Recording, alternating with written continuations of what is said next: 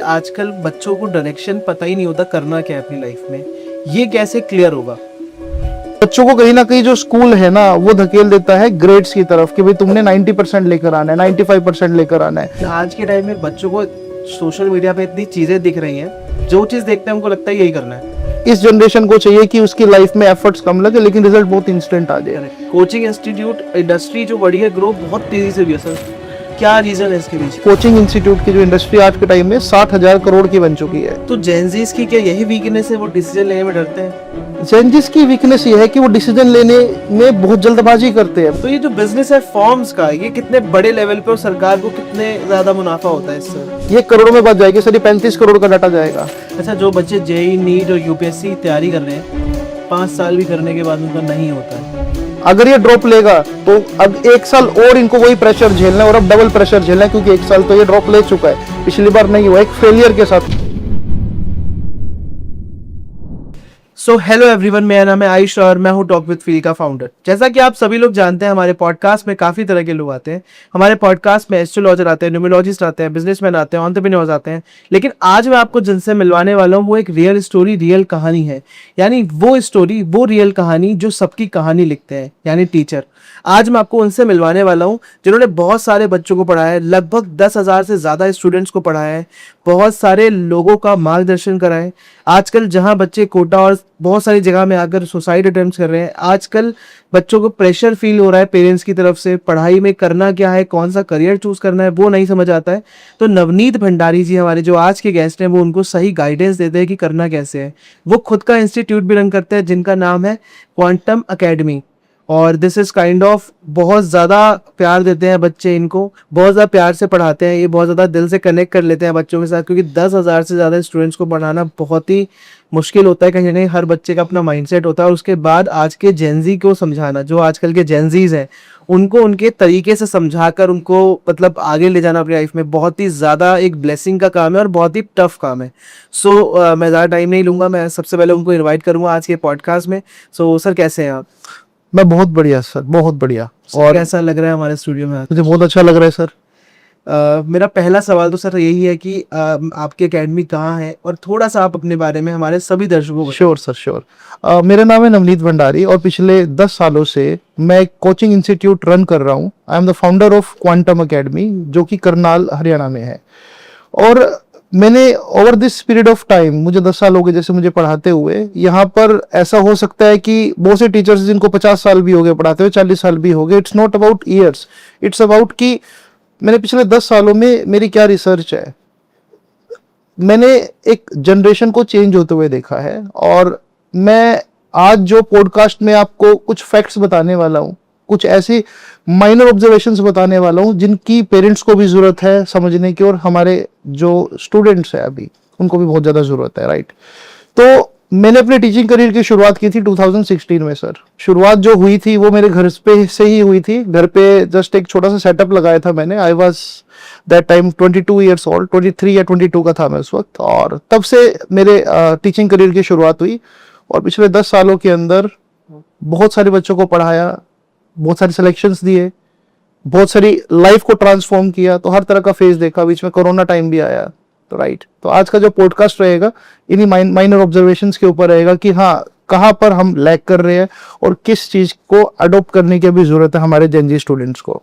सो नवनीत जी, मेरा अगला सवाल और बहुत महत्वपूर्ण सवाल ये है कि आजकल बच्चों को डायरेक्शन पता ही नहीं होता करना क्या है अपनी लाइफ में। ये कैसे क्लियर होगा? देखो, जो मेरी ऑब्जर्वेशन है या जो मुझे लगता है कि आज के टाइम में अगर बच्चा स्कूल जा रहा है तो स्कूलिंग सिस्टम बच्चों को सिर्फ सब्जेक्ट्स दे रहा है।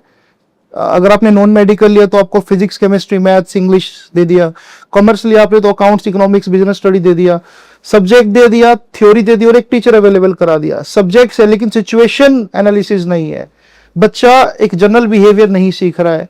लाइफ में सब्जेक्ट पढ़ना बहुत जरूरी है, लेकिन लाइफ का जो एग्जाम है वो इन सब्जेक्ट के जरिए नहीं चलता। बच्चों को कहीं ना कहीं जो स्कूल है ना वो धकेल देता है ग्रेड्स की तरफ कि भाई तुमने 90% लेकर आना है, 95% लेकर आना है। क्लास में अगर मान लो 50 बच्चा है, उसमें से 5 बच्चे स्कूल का पोस्टर बॉय है। यही कोचिंग इंस्टीट्यूट के साथ है। 5-10 बच्चे कोचिंग इंस्टीट्यूट के पोस्टर बॉय है।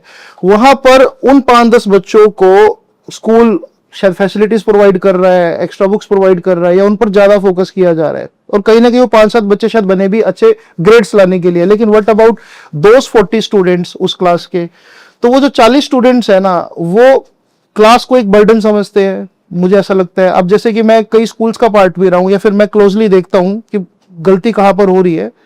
स्कूल में आजकल एक ट्रेंड बन चुका है कि बच्चा स्कूल जाना ही नहीं चाहता। Student don't like discipline at all. ये जनरेशन को डिसिप्लिन में बन के रहना अच्छा नहीं लगता। उनको नहीं अच्छा लगता कि वो एक स्कूल यूनिफॉर्म पाकर सुबह 7:30 बजे स्कूल में जाए और 2 बजे स्कूल के गेट से बाहर निकले।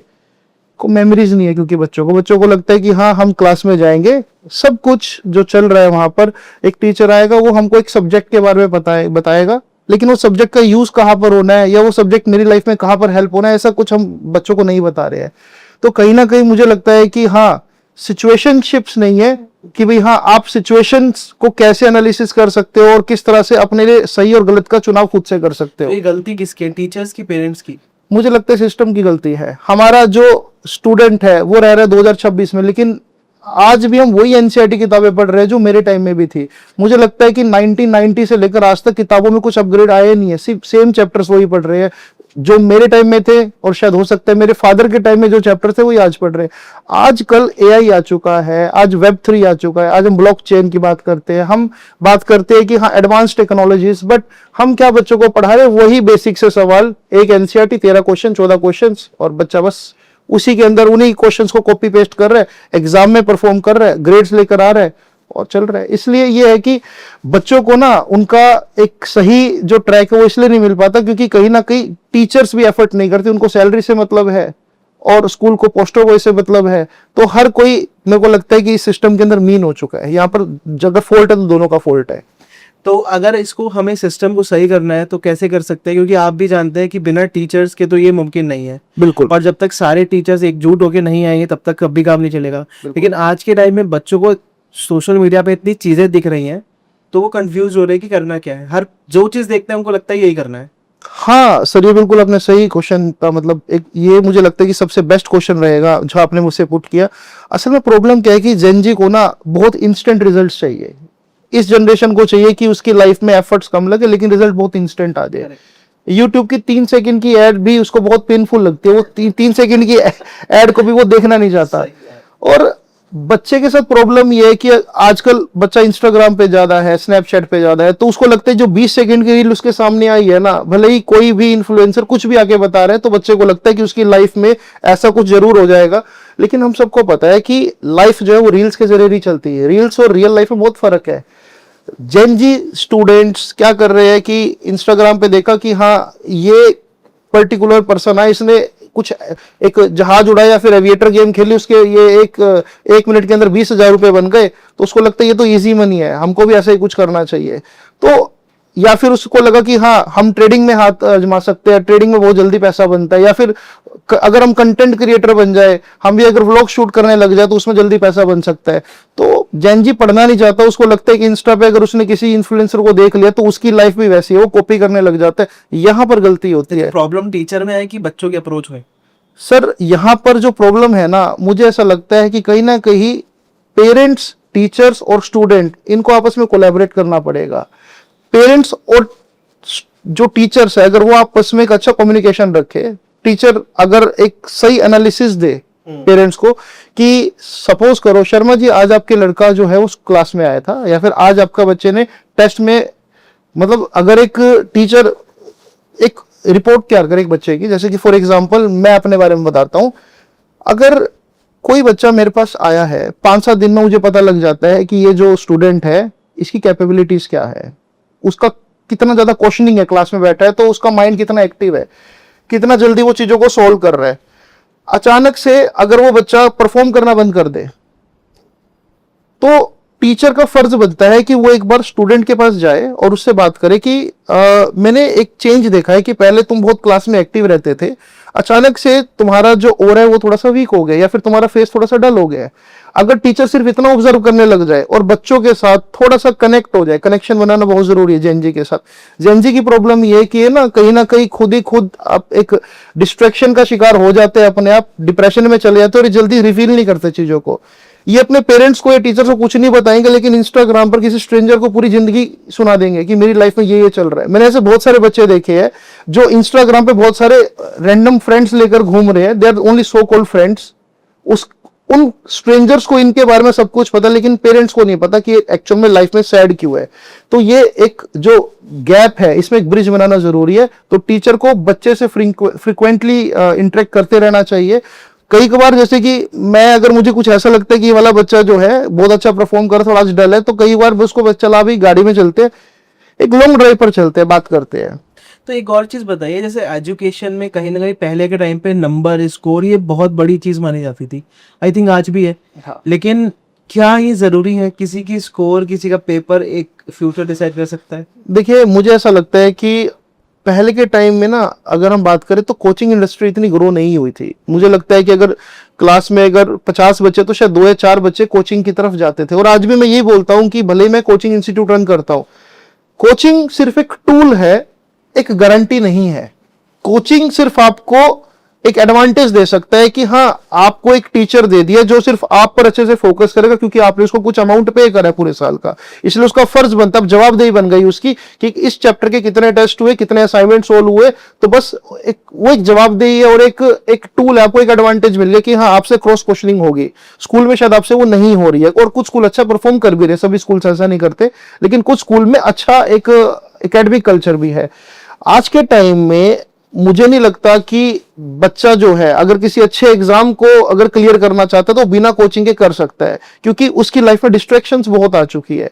पहले ना कोई फोन था, ना कोई सोशल मीडिया था, तो बच्चे के पास हार्डली, या तो फिजिकल फिटनेस की तरफ वो 2-4 स्पोर्ट्स गेम खेल लेता था, क्रिकेट खेलने चला जाता था, और उसके पास फिर बहुत लंबा टाइम बचता था जिसमें उसको मजबूरन पढ़ना ही पड़ता था। किताबें उसकी दोस्त थी, स्ट्रेंजर्स दोस्त नहीं थे, राइट। आज के टाइम में लाइफ में डिस्ट्रैक्शंस बहुत है, तो कहीं ना कहीं पेरेंट्स भी सोचते हैं कि बच्चे को डिस्ट्रैक्शन से बचाने के लिए कम से कम घर पर टाइम ना खराब करे, घर पे फोन ना चलाए, घर पे देर से ना उठे, इसलिए वो कोचिंग की तरफ धकेल देता है, राइट। आगे फिर कोचिंग इंस्टीट्यूट्स जो है, कई कोचिंग इंस्टीट्यूट बच्चे को पॉलिश भी गई, क्योंकि जो रिजल्ट सारे देखो वो तो कोचिंग इंस्टीट्यूट से ही आ रहे हैं सर, अगर हम बात करें। पेरेंट्स को आज भी शायद ये लगता है कि स्कूल में सिर्फ पढ़ाई हो रही है, हाँ, बस पढ़ाई हो रही है, सिर्फ पढ़ाई हो रही है। हाँ, सिखाया जो जा रहा है वो कोचिंग में जा रहा है। बिल्कुल। और इसी तरह से कोचिंग इंडस्ट्री बहुत ग्रो करी है सर। अगर मैं बड़े बड़े नाम ले दूं, बहुत सारे लोगों के जानते होंगे जी। कोचिंग इंस्टीट्यूट इंडस्ट्री जो बढ़ी है, ग्रो बहुत तेजी से हुई है सर।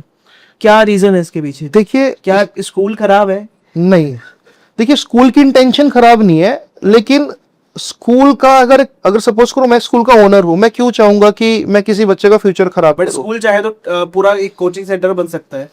स्कूल चाहे तो बिल्कुल एक कोचिंग हाईली स्किल्ड टीचर्स, अगर मैं कंपेयर बात करूं तो हाँ, इट्स ऑल अबाउट कि आप कितना पे कर रहे हो। एक टीचर को अगर आप अच्छा पे कर रहे हो, उसको अच्छा एनवायरनमेंट दे रहे हो, टॉक्सिक एनवायरनमेंट नहीं है, पॉलिटिक्स नहीं है अगर टीचर्स के बीच में, तो आप टीचर से बहुत आउटकम निकाल सकते हो। क्योंकि टीचर, देखो, टीचिंग एक बहुत ही अच्छा प्रोफेशन है, कहीं ना कहीं एक टीचर ही है जो करियर मेकर है, क्योंकि पेरेंट्स से ज्यादा बिलीव बच्चा टीचर पे करता है। Of course. और अगर रही बात कोचिंग इंस्टीट्यूट्स की, इंडस्ट्री की, सर अभी मैं एक फैक्ट चेक कर रहा था, कोचिंग इंस्टीट्यूट की जो इंडस्ट्री आज के टाइम में 60,000 करोड़ की बन चुकी है। 60,000 crore, this is the amount.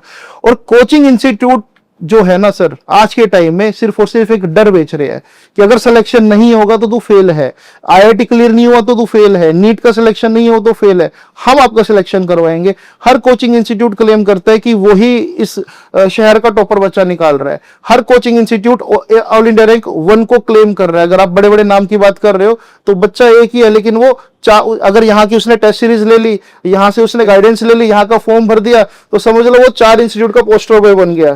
तो वो 4 जगह आपको डांस करता हुआ नजर आएगा जिस दिन रिजल्ट आएगा। और कहीं ना कहीं अगर मैं सच्चाई की बात करूं तो ऑल इंडिया रैंक 1, 2, 3, 4, 5, 6, 7, 8, 9, 10 ये तो खरीदे भी जा रहे हैं सर, एक बड़े बड़े अमाउंट में, कि आपको बस ऐसा सा बोलना है कि आपने यहाँ से कोचिंग ली। तो ये चल रहा है सर कोचिंग इंस्टीट्यूट में। पेरेंट्स जो है आजकल हार्ड वर्क को अपने बच्चे से जो करवाते हैं, वो हार्ड वर्क को ही सक्सेस मानते हैं। This is true. हाँ, पेरेंट्स को लगता है कि अगर बच्चा स्कूल गया, कोचिंग है, उसके बाद वो 4 घंटे सिर्फ नोटबुक खोलकर पढ़ रहा है तो समझ लो वो बच्चा बहुत बढ़िया कर रहा है। लेकिन ये एक डार्क रियलिटी है।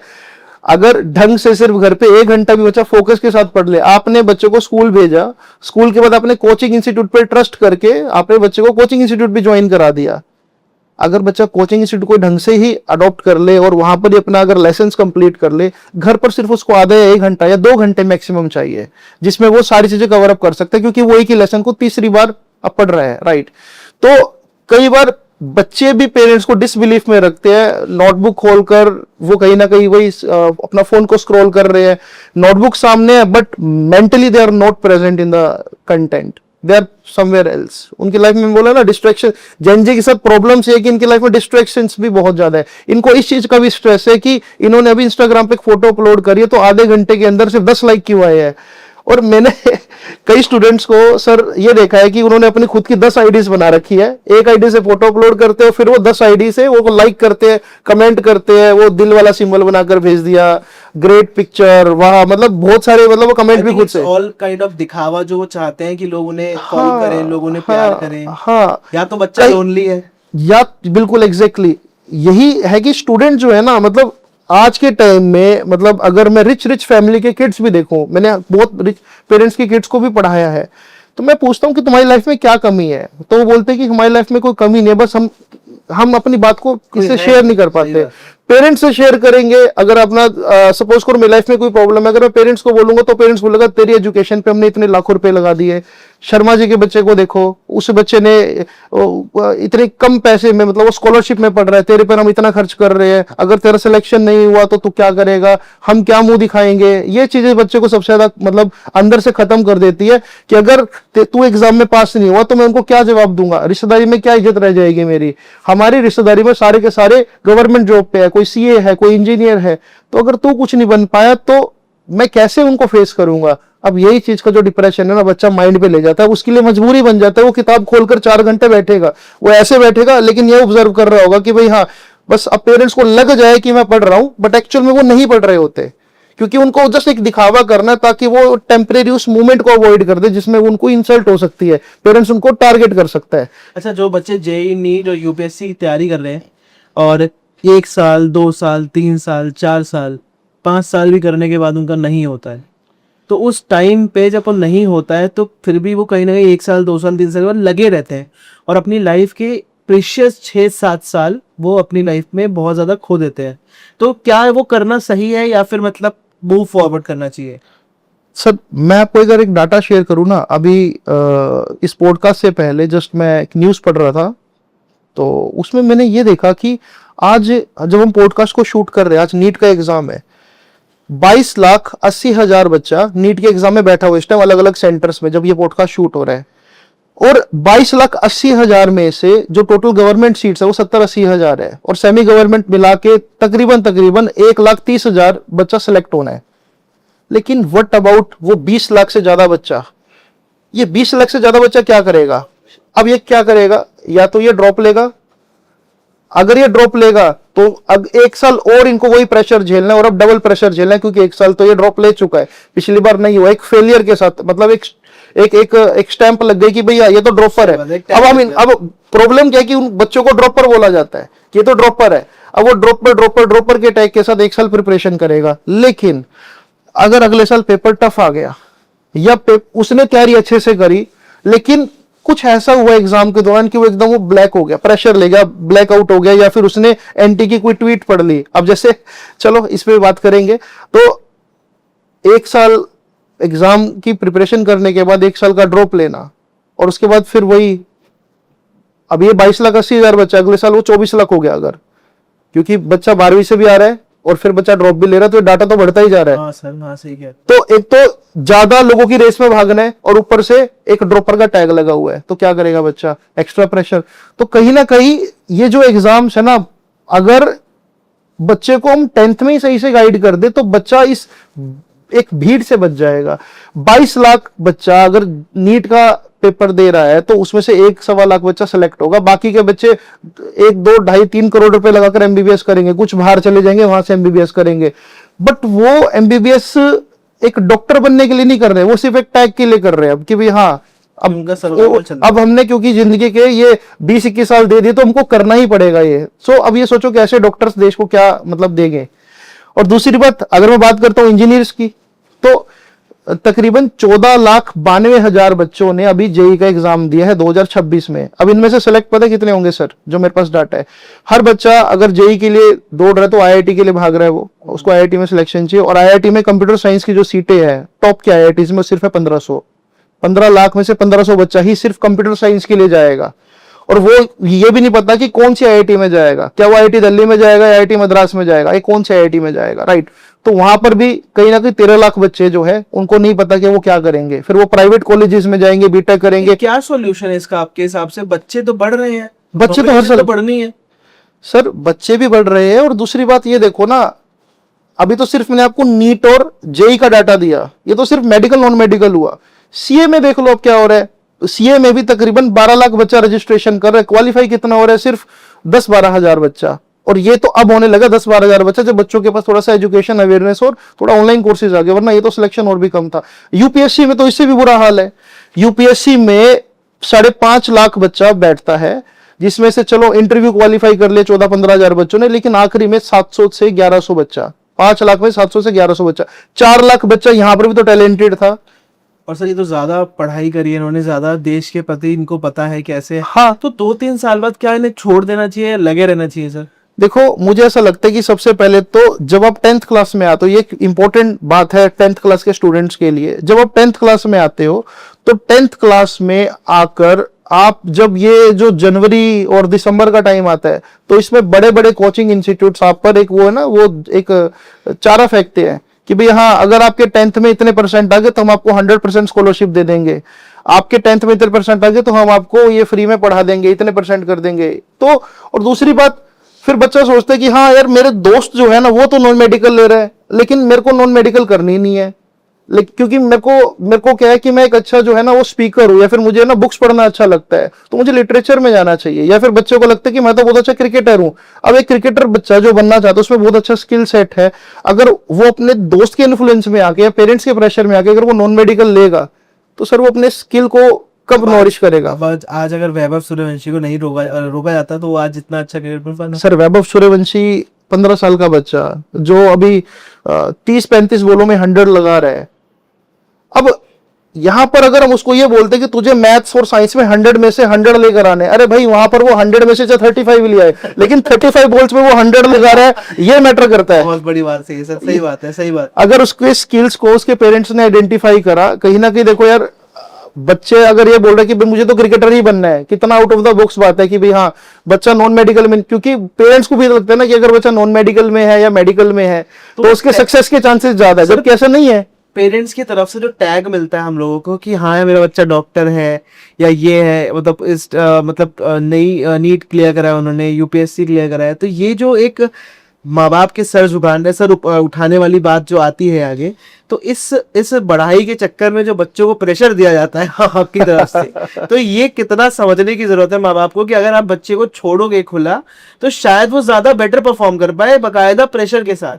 मुझे ना इस क्वेश्चन से सर, अभी मैं 1 महीना पहले मैं अपने स्टूडेंट से मिला था अभी, तो मुझे वो बात याद आ गई, मैं वो भी शेयर करना चाहूंगा। तो मैंने पूछा कि भाई आप तो नॉन मेडिकल के लिए प्रिपेयर कर रहे थे, आपने तो जेईई का एग्जाम दिया था, सब कुछ सही तो था, क्या प्रॉब्लम थी, लेकिन वो क्या कर रहे हैं, वो अपना फैमिली बिजनेस रन कर रहे हैं, उसने अपना सारा फैमिली बिजनेस जो है वो ऑनलाइन पोर्टल पे ले, जिससे अच्छी सेल्स उठ रही है।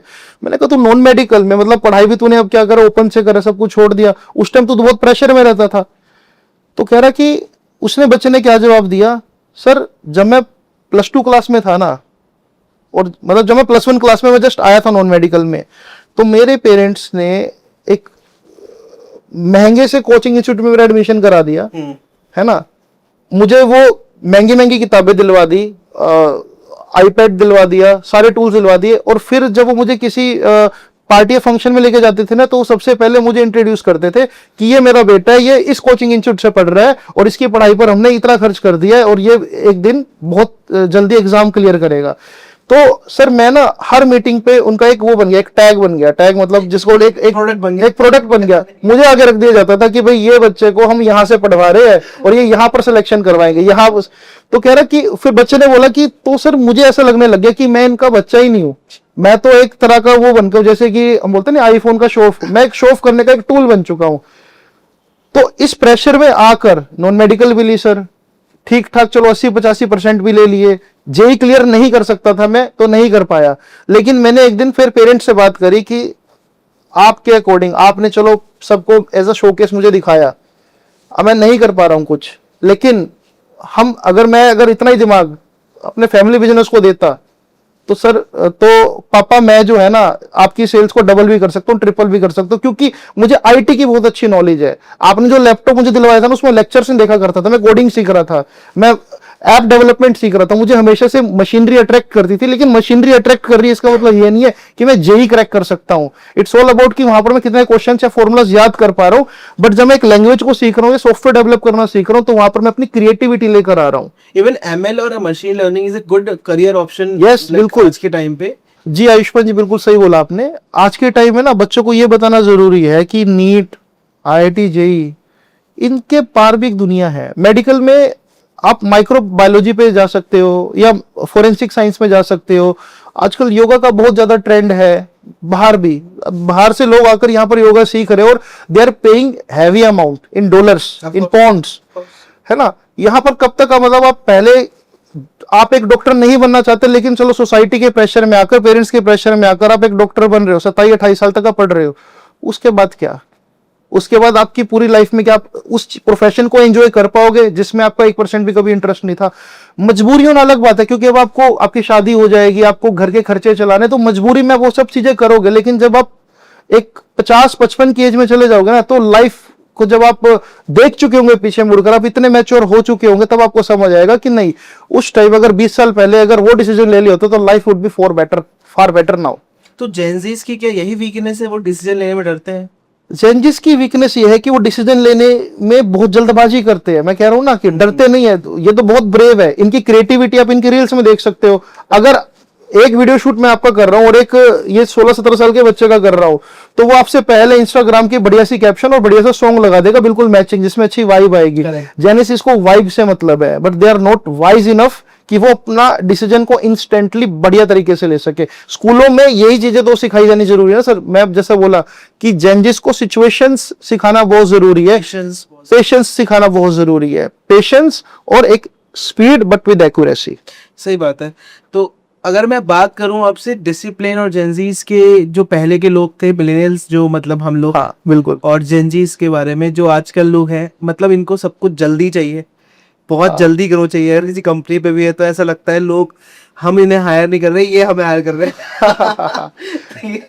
ये चीज क्या है सर? देखो सर, अगर आप देखो ना, यही रीजन है कि आज के टाइम में ना डाइवोर्स रेट भी बहुत ज्यादा बढ़ चुके हैं। जब अब ये जेनजिस की भी शादी होनी स्टार्ट हो चुकी है, तो जब इनकी शादी हो रही, तो देखो हर मतलब 4 में से 1 शादी विद इन 1 ईयर टूट रही है। ज्यादा हाँ, 2-3 हो रही है आजकल। हाँ, तो मतलब इंस्टाग्राम स्क्रॉल कर रहा हूँ, कोई ना कोई, हर कोई पहले तो, और इस चीज का भी क्या कर रहे हैं, इन्होंने पूरा चैनल बना रखा है कि भाई हाँ, एक पूरा एक दर्दनाक कहानी के रूप में सुना रहे हैं कि भाई मेरी शादी, मुझ पे बहुत अत्याचार हुआ, मतलब एक जो है ना बिहेवियर। क्योंकि और सर कहीं ना कहीं इट्स ऑल अबाउट न्यूज, और वो व्यूज के लिए, व्यूज के लिए तो सर इंस्टाग्राम पर अब लोग क्या तक नहीं कर रहे हैं। मतलब मैं कुछ क्रिएटर्स को देख रहा हूँ, they are putting very bad impact on young generations. मतलब वो कुछ भी कर रहे हैं और वो मतलब बेच रहे हैं अपने आप को, दे आर आइडल फॉर। और हाँ, वो आइडियल है। मतलब आज के टाइम में गन कल्चर है। अगर भाई मैं गन के साथ एक फोटो क्लिक करा रहा हूँ, फायर कर रहा हूँ या कुछ गुंडागर्दी बना रहा हूँ, तो I will become ideal for that particular agency जो मुझे वॉच कर रहा है। OG reels kind of, OG reels. हाँ, इनकी लैंग्वेज भी थोड़ी सी अलग है। लेकिन मैं यहाँ पर किसी जेंजी की फीलिंग्स को हर्ट नहीं कर रहा हूँ। मेरी नजर में ये बहुत ही ज्यादा टैलेंटेड है, बट सिर्फ कमी किस चीज की है कि एक डिसीजन मेकिंग और बहुत इंस्टेंट जो रिजल्ट आप चाह रहे हो, इंस्टेंट रिजल्ट कभी भी नहीं आएंगे। एज यू सेड कि आजकल के बच्चे बहुत ही क्लेवर है, ब्रेव है, जेंजीज बहुत समझदार है, बट फिर भी स्ट्रगल कर रहे हैं, ऐसा क्यों? सर वो इसलिए स्ट्रगल कर रहे हैं क्योंकि उनकी ना खुद से बहुत ज्यादा एक्सपेक्टेशंस होती है और बहुत जल्दी एक्सपेक्टेशंस है। मैं जैसा एक एग्जांपल दिया ना, उनको लगता है कि उन्होंने अगर आज एक बहुत बढ़िया ड्रेसअप में एक अच्छे एस्थेटिक रेस्टोरेंट में एक पिक क्लिक कराई है ना, तो उस रील के ऊपर या उस फोटो के ऊपर उनको 250-300 लाइक्स चाहिए। अगर उनके 500 फॉलोवर, अगर वो नहीं आएंगे तो डिप्रेशन में चले जाएंगे। एक ऐसा दुख दर्द में अपने आप को घेर लेंगे जिसका कोई वजूद ही नहीं है। उनको लगता है कि हाँ, अगर इंस्टा रील पर अगर लाइक नहीं आ रहे हैं, या फिर मेरे फॉलोअर्स नहीं बढ़ रहे हैं, या फिर अच्छे कमेंट्स नहीं आ रहे हैं, तो वो उनकी लाइफ मतलब बर्बाद हो चुकी है। जबकि ऐसा नहीं है।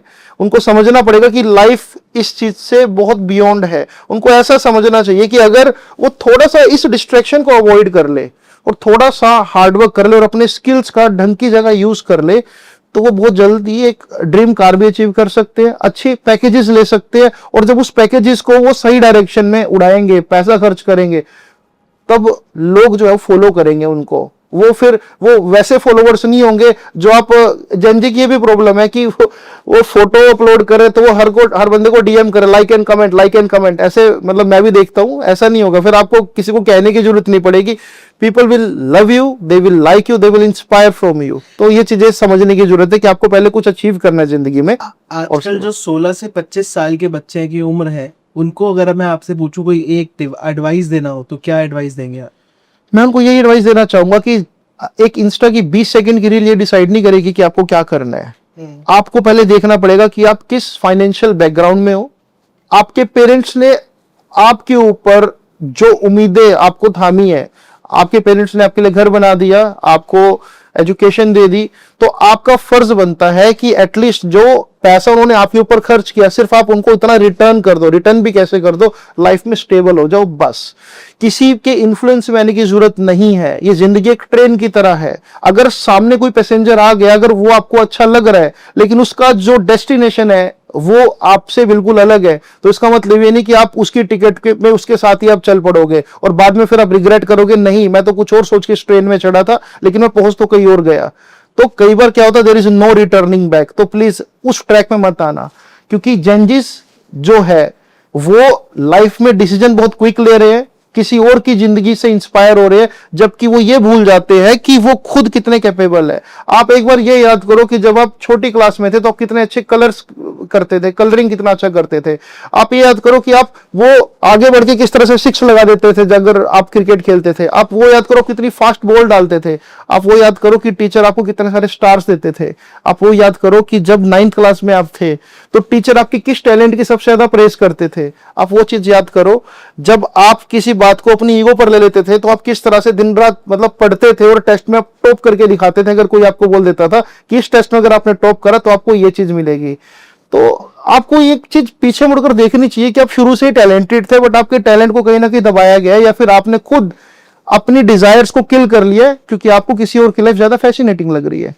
तो अगर मैं आपसे पूछूं कि बच्चों के जो मिथ्स हैं आज को लेकर कि टॉपर्स ही मतलब बन सकते हैं सक्सेसफुल, तो क्या ऐसा चाहिए? सर, अगर मैं पूरे वर्ल्ड का बिलियनर्स का डाटा उठाऊंगा ना, या अगर मैं देश के अमीर लोगों का डाटा उठाऊंगा, तो आपको ये देखने को मिलेगा कि उसमें से 99% जो लोग हैं उन पे एक ढंग की डिग्री भी नहीं है। सर, स्टीव जॉब से बड़ा इनोवेटिव माइंड कौन हो सकता है? He is a drop out. उसने सिर्फ फर्स्ट ईयर में ये रियलाइज कर लिया था कि भाई वो बना है एक इनोवेशन के लिए, एक टेक्नोलॉजी के लिए, उसने ड्रॉप आउट कर लिया। और मैं ये नहीं बोल रहा कि तुम भी पढ़ाई छोड़कर सिर्फ आप इन्हीं कामों में लग जाओ, पढ़ाई छोड़कर आप कंटेंट क्रिएटर बन जाओ या इन्फ्लुएंसर बन जाओ या कुछ भी नहीं। पढ़ाई नहीं छोड़नी है। मैं फिर से बोल रहा हूं, पढ़ाई लाइफ का, देखो एजुकेशन आपको लाइफ में कॉन्फिडेंस देगी। एजुकेशन के दम पर आप कहीं पर भी सरवाइव कर सकते हो, लेकिन सिर्फ सरवाइव कर सकते हो एजुकेशन के साथ अगर आपके पास डायरेक्शन है, अगर आप अपने टैलेंट को आइडेंटिफाई कर ले और आपके पास एक अच्छा ह्यूमन बिहेवियर है, आपके पास अच्छी एक लाइफ मैनेजमेंट के लेसन्स है, तो आप लाइफ में बहुत ज्यादा अपग्रेड कर सकते हो। राइट? तो कहीं ना कहीं आप लोगों को सिर्फ इस बात पे फोकस करना है कि एजुकेशन सही डायरेक्शन में लेनी है जिस चीज के लिए आप बने हो। ओके और अगर आप एजुकेशन सही डायरेक्शन में ले लोगे, उसके बाद आपको बिहेवियर, ह्यूमन बिहेवियर को सीखना है कि आपका ऑरा कब स्ट्रोंग हो सकता है। जब आप 4 लोगों में खड़े हो तो आप उन 4 लोगों की बात कर रहे हो, ना सिर्फ अपनी बात कर रहे हो। Then people will love to interact with you, they will feel your aura, और तब जाकर आप एक अच्छे इंसान भी बनते हो। सर, जैसा कि आप बताया 21-22 लाख बच्चा जब फॉर्म भरता है, उसमें रजिस्ट्रेशन करता है, उसके बाद तो वो बैठता है क्लासेस में। अब आप ये सोचिए कि उसमें से बहुत कम होता है जितने बच्चे सेलेक्ट हो पाते हैं। 20 लाख बच्चे से ज़्यादा बच्चे वो रह जाते हैं। और जो ये फॉर्म भरते हैं ये कुछ भी, क्योंकि पेरेंट्स कहते हैं फॉर्म भर दो, देखा जाएगा आगे कहीं ना कहीं सिलेक्शन हो जाएगा।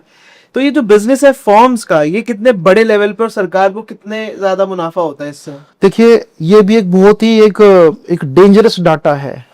अब अगर मैं बात करता हूँ नीट का, अगर आज 22,80,000 बच्चा बैठ रहा है, आप ये कैलकुलेशन, जो भी मेरा पॉडकास्ट सुन रहे हैं, ये कैलकुलेशन लगा सकते हैं। 22,80,000 बच्चा अगर बैठ रहा है और एक जनरल कैटेगरी का फॉर्म है 1700 रुपए का, और 20 लाख बच्चा अगर जनरल कैटेगरी का है, और अगर एससी या ओबीसी अदर कैटेगरी की बात करूं तो 1000 रुपए का फॉर्म वो भी है। ऑन एन एवरेज 1500 का एक फॉर्म अगर हम मान ले, 1500 इंटू 22,80,000, ये सिर्फ नीट का डाटा है। ये करोड़ों में बात जाएगी सर, ये 35 करोड़ का डाटा जाएगा मेरे पास। 22,80,000 इंटू 1500 अगर करोगे तो ये 35 करोड़ को भी क्रॉस कर जाएगा, और ये फीस नॉन रिफंडेबल है।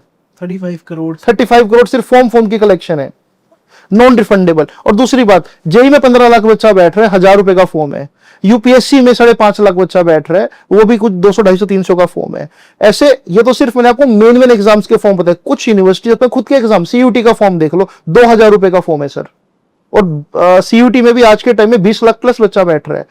और कुछ यूनिवर्सिटीज जो है वो अपने खुद के एंट्रेंस एग्जाम भी कंडक्ट करा रही है। तो इंडिया में ये जो फॉर्म का बिजनेस है ना सर, ये भी करोड़ों का टर्नओवर है, क्योंकि सिर्फ डर बेचा जा रहा है कि अगर जेई नहीं हुआ तो ये एग्जाम दे लो, अगर ये नहीं हुआ तो ये एग्जाम दे लो, और बच्चा जो है वो उस एग्जाम के लिए बना ही नहीं है। तो एक मैसिव लेवल पर चीजों को करेक्ट करने की जरूरत है। और कहीं ना कहीं मुझे ऐसा लगता है कि सिस्टम खुद भी चीज को बढ़ावा दे रहा है आज के टाइम में। सही बात है कि आप बच्चे को पहले से 4 तरह के ऑप्शन देकर चल रहे हो कि भाई ये नहीं हुआ तो चलो ये हो जाएगा, ये नहीं हुआ तो ये हो जाएगा। या तो बच्चे को बहुत सारे ऑप्शन दे रहे हो, या फिर आप बच्चे को सिर्फ थोप रहे हो कि तूने यही एग्जाम क्लियर करने वाला ही कुछ हो जाएगा। बिजनेस तो बन ही रहा है। मेरे पास एक रियल स्टोरी है सर। अभी जनवरी में 2026 जनवरी में, आज से 4-5 महीने पहले, यूपी का एक बच्चा था, मैं नाम भूल गया, ये आप गूगल पे न्यूज चेक कर सकते हो। उस बच्चे का 3rd नीट का अटेम्प्ट है, मतलब आज वो 3rd टाइम नीट का अटेम्प्ट दे रहा है, लेकिन उसने अपना पैर काट लिया। कितनी शॉकिंग। पैर इसलिए काट लिया क्योंकि उस पर प्रेशर था कि उसको नीट को क्वालिफाई करना ही पड़ेगा, क्योंकि वो 2 टाइम ड्रॉपर है। पैर काटने से उसको पीडब्ल्यूडी का सर्टिफिकेट मिलेगा, उससे उसको सिर्फ 5% का एडवांटेज मिलेगा। 5% के एडवांटेज के चक्कर में उसने प्रेशर में आके अपना पैर ही काट लिया, एनेस्थीसिया का इंजेक्शन लगाकर। अब इससे ज्यादा क्या हम बात कर सकते हैं सर, कि कितना ज्यादा प्रेशर क्रिएट किया जा रहा है एक स्टूडेंट के ऊपर। 13,000 बच्चा सुसाइड अटेम्प्ट कर चुका है सर। 13,000 बच्चा सिर्फ सुसाइड अटेम्प्ट इसलिए कर रहा है कि कहीं वो लाइफ में एक फेलियर की तरह देखा जाए। पेरेंट्स ने जो उसको इसके माइंड में इंप्लांट कर रखा कि तेरी एजुकेशन पे इतना पैसा खर्च कर दिया हमने, क्या मुंह दिखाएंगे हम अगर तूने एग्जाम क्लियर नहीं किया। ऐसे 13,000 बच्चे जो जिंदगी से हार चुके हैं। अरे पेरेंट्स को समझना बहुत ज्यादा जरूरी है, क्योंकि उनके साथ बच्चा ज्यादा रहता है। बिल्कुल, वो इम्पोर्टेंट है। एक अच्छा एनवायरनमेंट क्रिएट करना बच्चे के आसपास, वो पेरेंट्स का फर्ज बनता है, और एक राइट गाइडेंस देना वो टीचर का फर्ज बनता है, और एक अच्छा एजुकेशन सिस्टम देना और वैल्यूज देना, मोरल वैल्यूज देना वो स्कूल का काम बनता है। सर आखिर में मैं चाहता हूँ कुछ rapid fire round. Sure, why not? एक वर्ड में आप आंसर दीजिएगा जी। सो आपको 2 में से एक चूज करना है। Marks versus skills, skills are always greater than marks. Coaching versus self study, आज के टाइम में मुझे लगता है कोचिंग बहुत जरूरी है।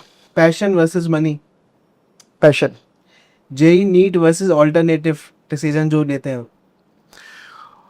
अगर मैं बात करूं बच्चे के अंदर अगर स्किल सेट है ना, जेई नीट, मुझे नहीं लगता कि जेई नीट आपको वो लाइफ दे सकते जो आपका स्किल सेट आपको दे सकता है। स्किल सेट बहुत इंपॉर्टेंट है अगर आपके पास है। हार्ड वर्क या smart work? Obviously smart work आज के टाइम में। फोकस या मोटिवेशन?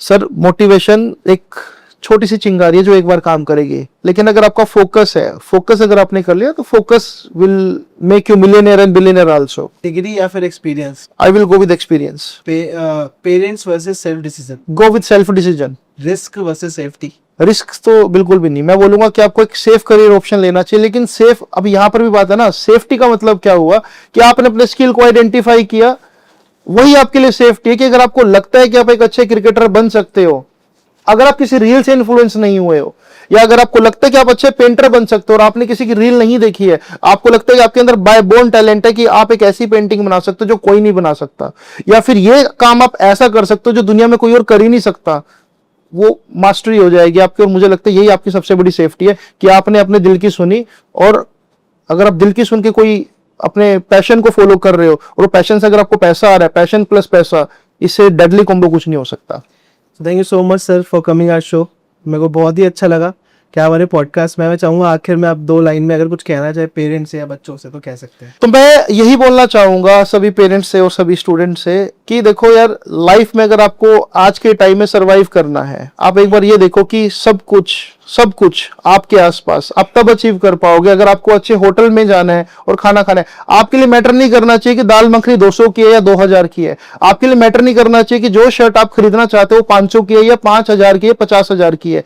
अगर आप ऐसी ड्रीम लाइफ चाहते हो ना, अगर आपको लगता है कि आप भी इन्फ्लुएंसर बनो और लोग आपसे इन्फ्लुएंस हो, तो उसके लिए जिंदगी के 5 या 10 साल आपको देने ही पड़ेंगे।